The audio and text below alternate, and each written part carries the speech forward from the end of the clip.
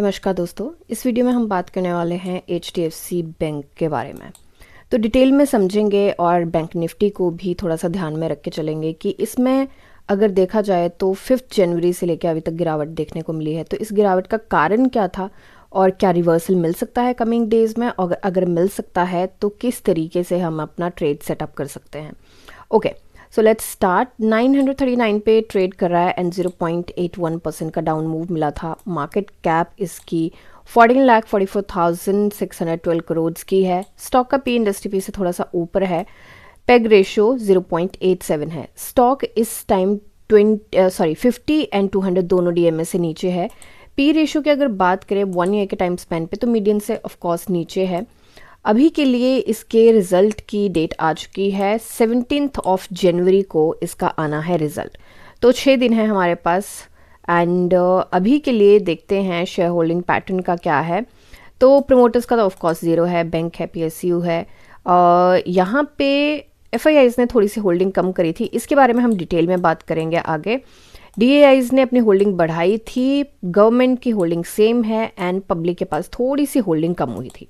तो आ गए हैं हम इसके चार्ट पे देखिए, यहाँ पे हमें काफ़ी हद तक स्टॉक गिरता हुआ नज़र आया है। तो यहाँ पे थोड़ा सा देखते हैं बैंक निफ्टी में क्या रोल है इसका। तो HDFC बैंक का बैंक निफ्टी में सबसे ज़्यादा वेट है, लगभग 28% के आसपास है।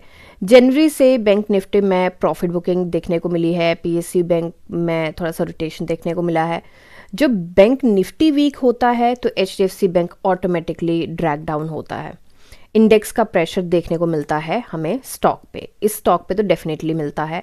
अब इसका कारण क्या है कि FIIs ने ना थोड़ा सा जनवरी से FIIs की सेलिंग रही है इंडियन फाइनेंशियल्स में।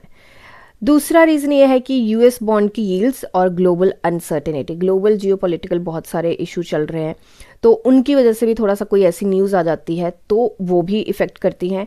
HDFC बैंक जैसे हैवी वेट स्टॉक पहले सेल होते हैं, तो ये मेजर चीज़ें हैं। यहाँ पे कोई इमीडिएट ट्रिगर नहीं है, कोई बहुत बड़ा वो नहीं है कि कोई नेगेटिव न्यूज़ आ गई हो कंपनी को लेके या इसमें कोई स्ट्रॉन्ग पॉजिटिव अनाउंसमेंट हो या कुछ हो। तो ऐसा पॉजिटिव या नेगेटिव कोई अनाउंसमेंट नहीं, ना कोई नेगेटिव न्यूज़ है ना कोई पॉजिटिव न्यूज़ है। तो मार्केट को शॉर्ट टर्म एक्साइटमेंट नहीं मिला। जो भी शॉर्ट टर्म में पुश मिलता है या नीचे स्टॉक गिरता है, रिवर्सल लेता है, तो कुछ भी नहीं मिला, इसलिए प्राइस स्लिप होता गया। ठीक है, अब यहाँ पे टेक्निकल एंगल से अगर हम देखें तो अभी सपोर्ट 2 से ये स्टॉक नीचे ट्रेड कर रहा है and 20 DMA, 50 DMA, 100 DMA and 200 DMA सबसे स्टॉक नीचे है इस टाइम पे। RSI की बात करें तो RSI हमारी 26.25 पे है। ऑलरेडी ये बहुत ज़्यादा ओवरसोल्ड जोन में एंटर कर चुकी है। मोमेंटम ट्रेडर्स जो है वो एग्जिट कर चुके हैं एंड यहाँ पे कुछ उस तरीके से हमें बाइंग पोजीशन या कुछ वैसा नहीं देखने को मिल रहा है। अब इसमें हो क्या सकता है, शॉर्ट टर्म में या तो ये साइडवेज जा सकता है, और अगर बैंक निफ्टी में कोई ऐसी न्यूज़ आ जाती है या ग्लोबल कोई ऐसी न्यूज़ आ जाती है, अगर थोड़े से भी एक्साइटमेंट वाली कोई न्यूज़ आती है तो हाँ, यहाँ पे रिवर्सल पॉसिबल है, बट बहुत कंडीशनल है वो। ठीक है, तो यहाँ पे अगर निफ्टी बैंक निफ्टी स्ट्रांग होती है तो ये स्टॉक भी ऑटोमेटिकली थोड़ी सी स्ट्रेंथ दिखाएगा।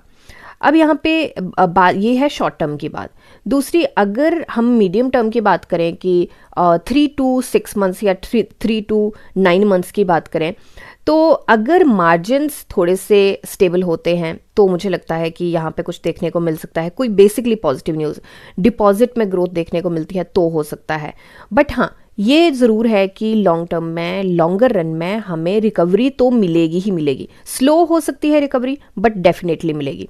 अब लॉन्ग टर्म की बात करें तो लॉन्ग टर्म में देखिए फंडामेंटली ये स्टॉक जो है काफ़ी स्ट्रांग है। एसेट क्वालिटी स्टेबल है इसकी। इंडिया का क्रेडिट ग्रोथ के साथ बैंक ग्रो करेगा। तो बहुत सारी चीज़ें हैं कि लॉन्ग टर्म में तो ये पोजीशन बनाना मुझे लगता है कि बहुत अच्छी अपॉर्चुनिटी है लॉन्ग टर्म के लिए पोजीशन बनाने की। बट शॉर्ट टर्म में बहुत कंडीशनल है इसका रिवर्सल, तो उस चीज़ को थोड़ा ध्यान में रख के चलें।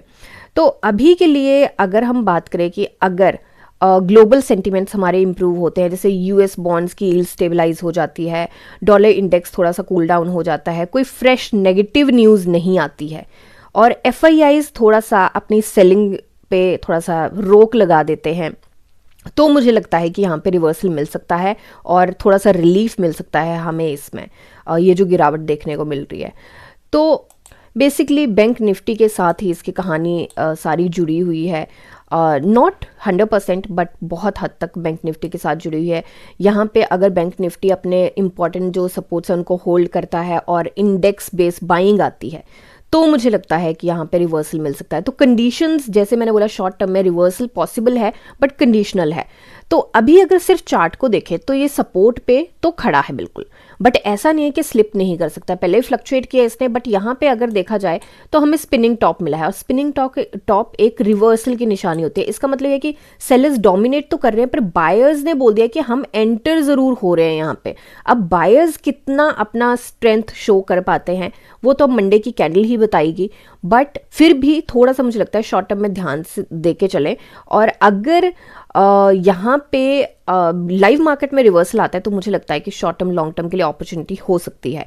अब अगर शॉर्ट टर्म में अपॉर्चुनिटी मिलती है बाइंग की तो 970 का जो लेवल है ना बहुत ज़्यादा स्ट्रांग रहने वाला है, रेजिस्टेंस इसका बेसिकली। इसके नीचे भी इसका रेजिस्टेंस है बट यहाँ तक के लेवल के देखते हैं कि कितने परसेंट के मूव हैं, तो 3.36% के मूव बनते हैं।